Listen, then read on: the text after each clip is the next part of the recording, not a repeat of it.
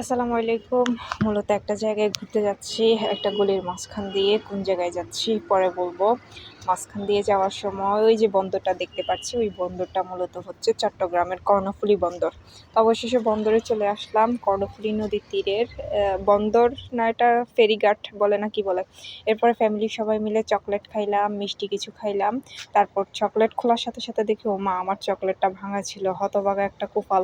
এরপর দেখি প্রচণ্ড গরমের তাপে কুত্তাও পানি খাইতে চলে আসলো।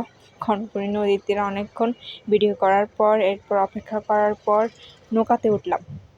নৌকাতে ওঠার পর এরপর এখানে আর ভিডিও করতে পারি নাই, কারণ নৌকাতে ওঠার সময় অনেক ভয় লাগতেছিল। জীবনের ফার্স্ট টাইম এরকম নদীর ঘাটে নৌকাতে উঠলাম, বড় বড় জাহাজ দেখলাম। প্রচণ্ড রোদ ছিল, তো সেই রোদে আর আপনার নৌকাতে ওঠার ভিডিও করতে পারি নাই আমি।